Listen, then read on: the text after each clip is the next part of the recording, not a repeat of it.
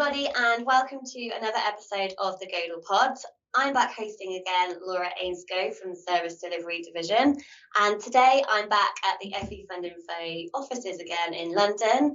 And today my special guest is Louise Moore from FE fundinfo. Thank you so much for joining us. And yeah, just obviously to introduce your role as well as head of technology operations here at FE fundinfo. Yeah. Newly appointed job title as well. It is the official announcement. So yeah.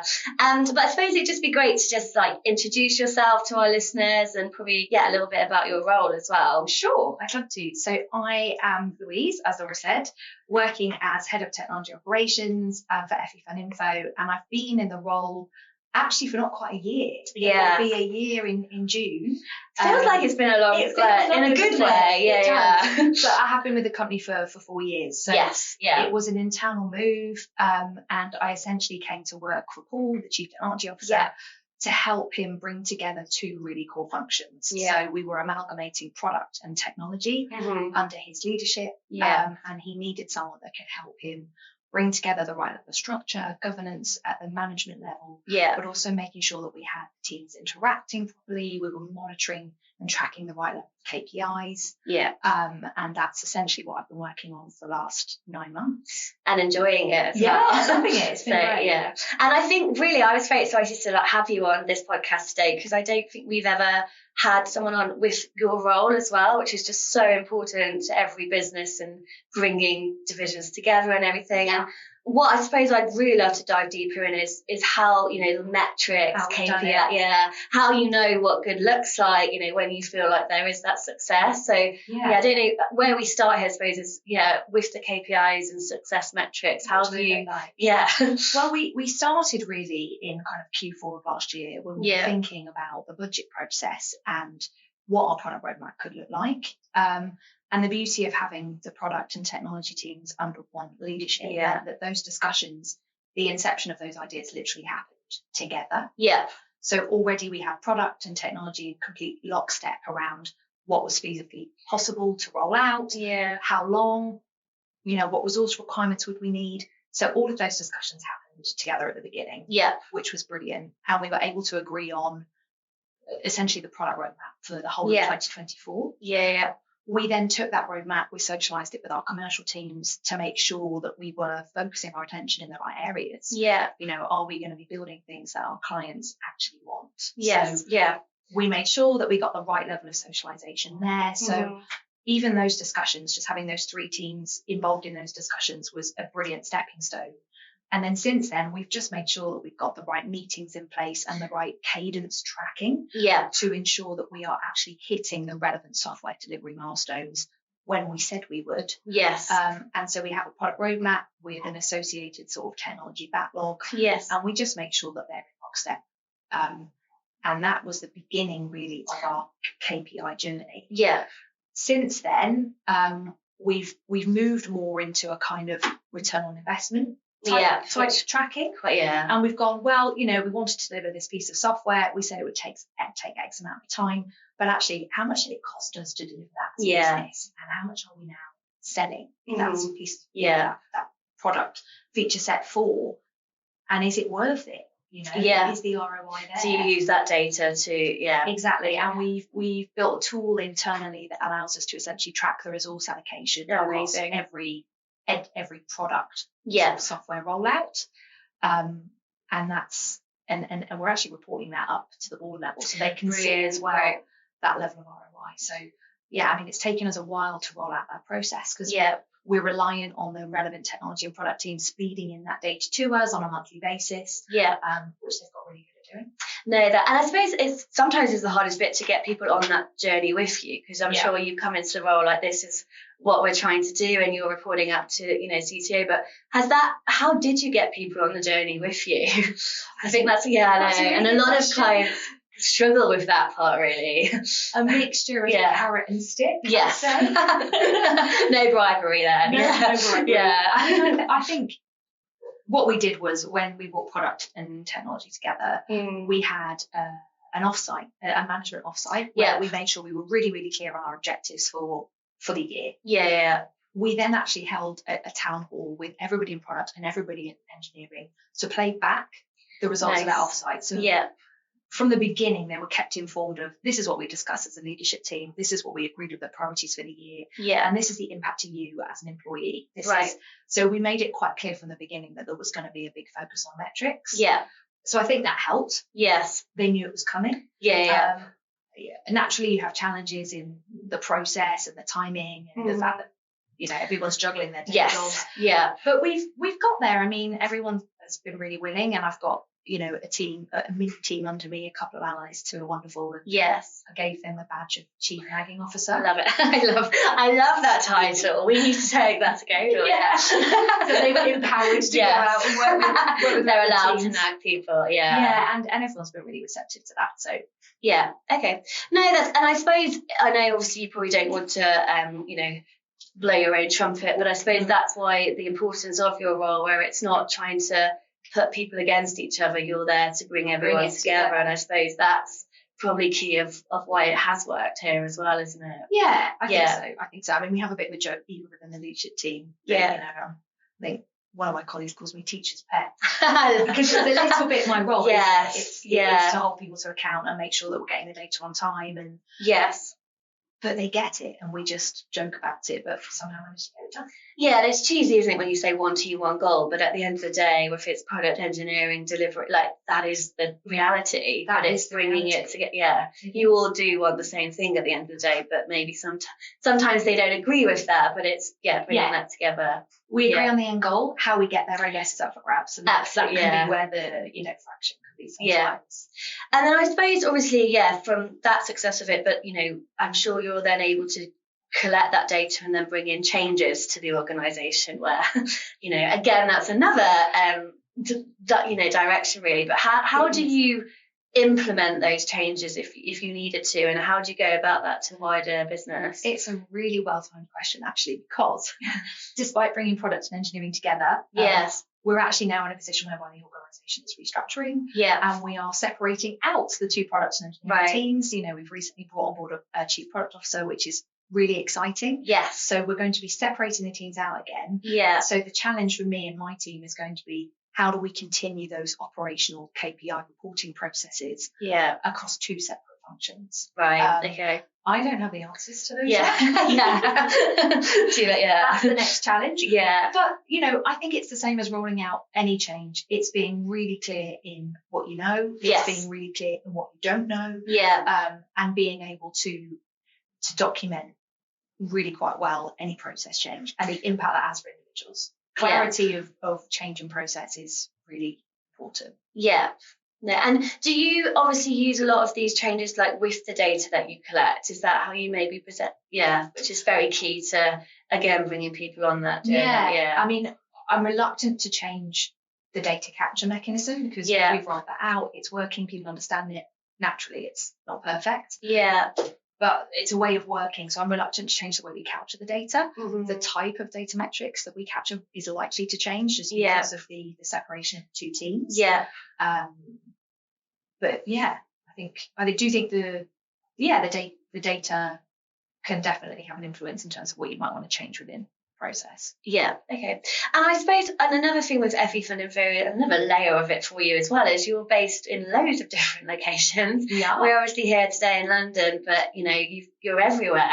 Global. You're very, and obviously I know it's great that you get to travel around as well, but I suppose that's another layer in itself, isn't it, when you're bringing on these changes and you might not be doing it face to face. Which any advice on brilliant question. I mean, like probably most global companies now, we're fully operational with the technology set up. So Microsoft Teams is an absolute godsend. We do all of our meetings through Teams. I would say virtually every call I'm on with colleagues from around the globe. So the fact that our infrastructure works brilliantly just enables the discussions. I was actually on a call this morning whereby we were able to use like a virtual whiteboard. So we were we were brainstorming like globally. It was weird, but you can't underestimate the technological infrastructure needed in order to collaborate across ponds. And that's been really good.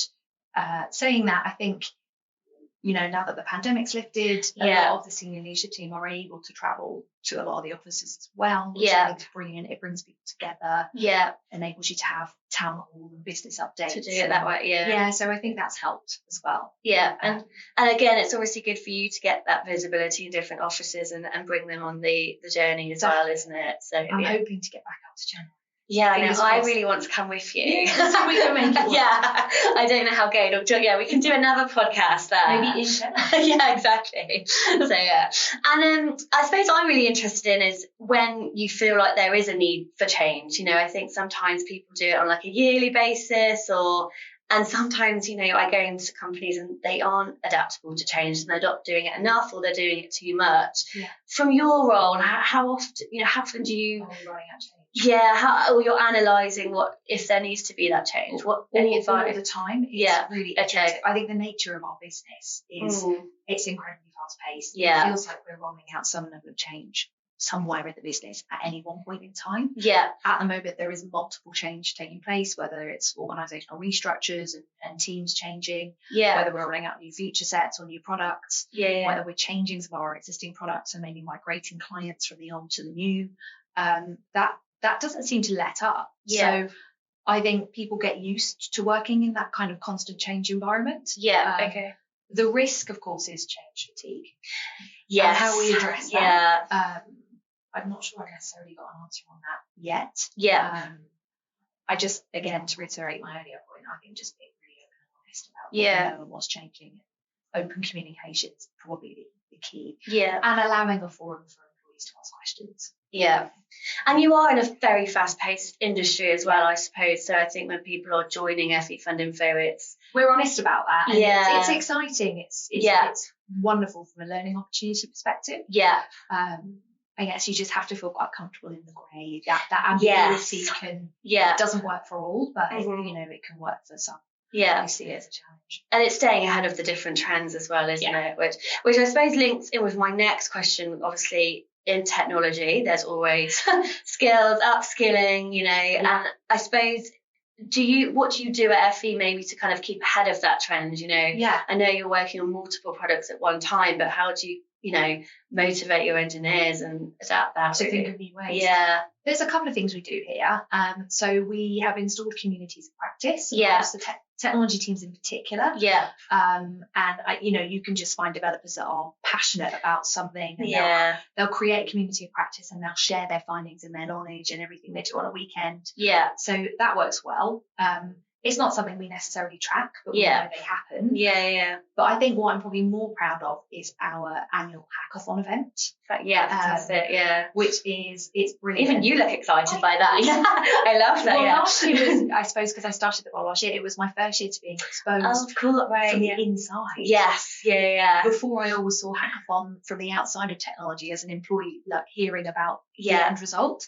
This year I was involved from the beginning, and I ended up being in charge, and it was very I love it. I was going to say, how did you get involved? I knew you would be. It was wonderful. And essentially what you do is, I think it's a 2-week time frame that anybody in the business can sign up to. It doesn't have to just be a technology-led initiative, but naturally there's usually lots of tech involvement. And each team they'll group themselves together, they'll come up with a team, they will formulate an idea, like a business problem or challenge they're trying to solve for. And then they will go away and they will come up with a technical solution for that problem. It's amazing. And then they'll present that back to the panel of judges, and the solution that wins then gets rolled out.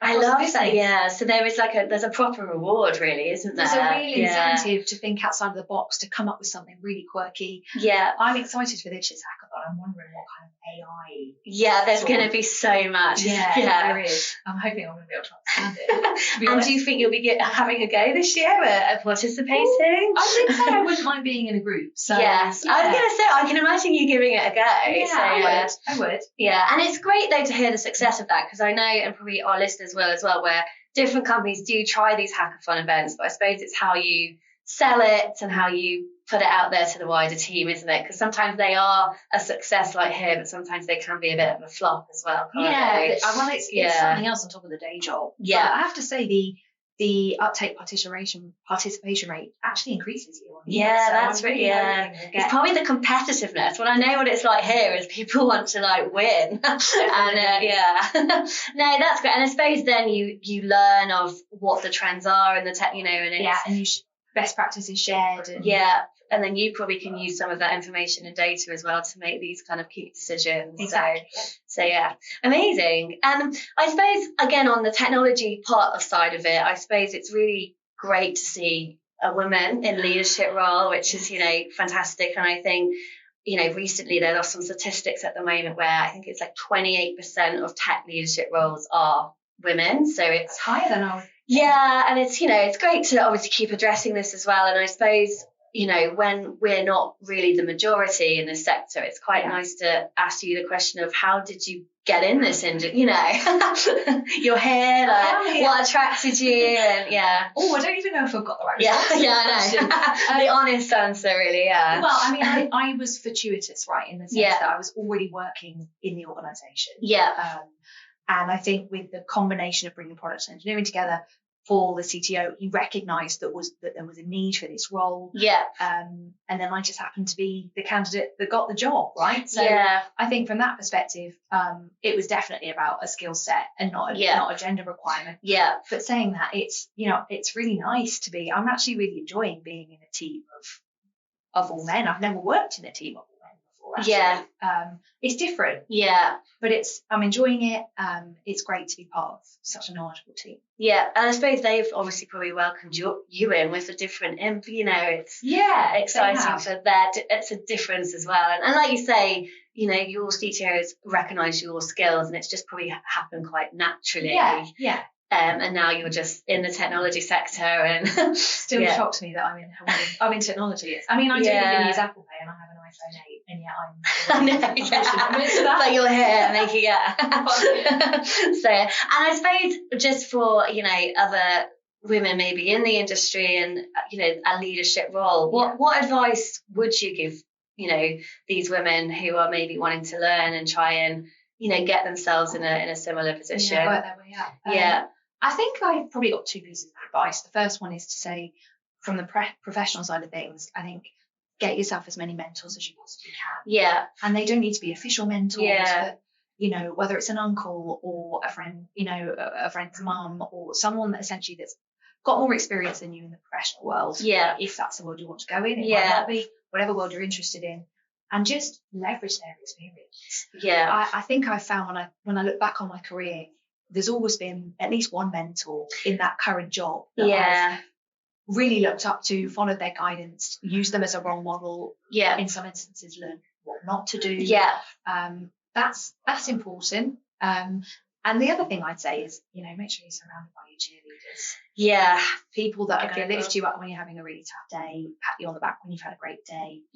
I think that's important both in work and outside of work. No, I totally agree. And sometimes, I think, work cultures, you can sometimes take it for granted. Like, I'm in a very good working culture as well, and I get a lot of support. But I think, with experience, some people can be in a really toxic environment, which can knock you back. You need an outlet.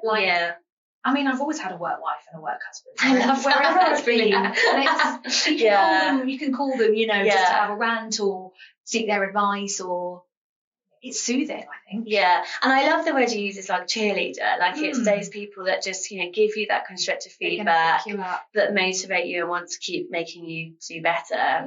Whatever gender you are as well. It's just those kind of key things, isn't it? So, and I suppose, kind of looking back on your career, is there anything that you would change or have learned from? Or that is a great question. Not necessarily change, but I do think what I've learned over the years is the importance of cultural fit. Which I suppose is, And I'm not necessarily talking about the values that companies talk about. I'd like to think companies live by them, but sometimes they're just a bit lip-sync. It's more in terms of making sure that you've got the right working environment. Do you feel rewarded? Have you got the right work-life balance? Whatever is important to you, is that reflected in your day-to-day? Okay. I've definitely worked for companies in the past where it hasn't necessarily met all of my own values, and it works for a while, but wouldn't see myself necessarily growing there long term. Yeah. If you really want to grow somewhere, then that fit is critical.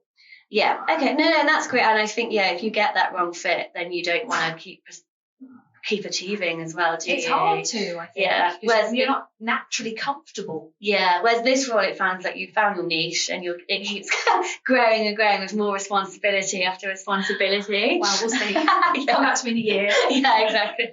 But I suppose it is great to see, that there is an increase of women in technology as well. Like, we definitely see it. I'm not saying everyone is in leadership roles, but you can definitely see an influx. And I suppose that's quite positive to see in this industry. Really positive. And actually at FE fundinfo, we've got a really healthy kind of female to male ratio, both in technology but also across the organisation. That's amazing, right? Which for the financial services industry, I think is incredible. Well, yeah, because it's not even just the tech sector here; it is financial. It's two industries that are predominantly known as male. Exactly. So we're not doing too bad. Yeah, no, that's great. And I suppose that seeing yourself in such a position just encourages that kind of positivity as well. So. Yeah, amazing.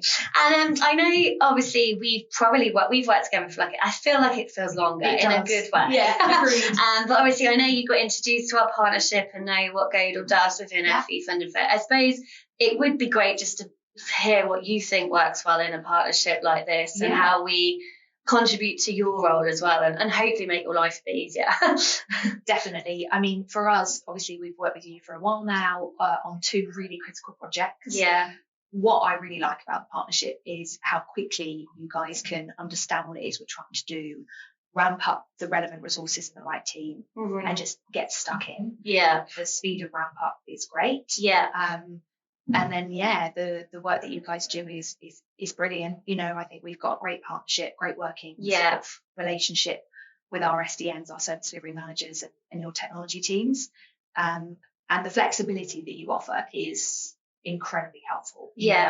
Obviously, we agree a piece of work for a period of time, but naturally that can take longer in some instances, and that level of resource flexibility is so key for us. Well, like you say, you're such a fast-paced company, aren't you, as well? And I think you give us a lot of great challenges, and I think you work... It's a very nice word. Yeah, I know, And you want to work with different technologies as well, which I think our engineers are always very positive. Okay, that's nice. It's going well, which you're implementing a lot of this change and new directions. So, so you're helping kind of our engineers work with that. So, I suppose what we always do with our end of our podcast like this, we ask, how would you describe us in 3 words? Okay. So how would you describe Godel in 3 words? I would say knowledgeable, definitely flexible, and fun, I think. I'll take that. I love those words.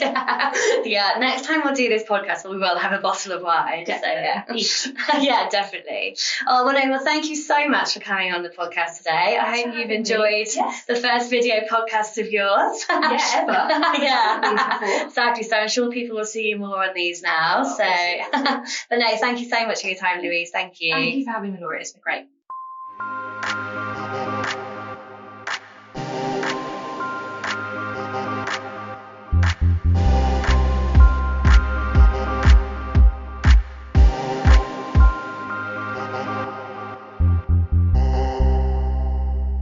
Huge thank you to all the listeners out there who've listened to this instalment of the Godel Pod. If you like what you hear and would like to know when we're releasing even more episodes, please just subscribe to the Godel page on Podbean or Spotify.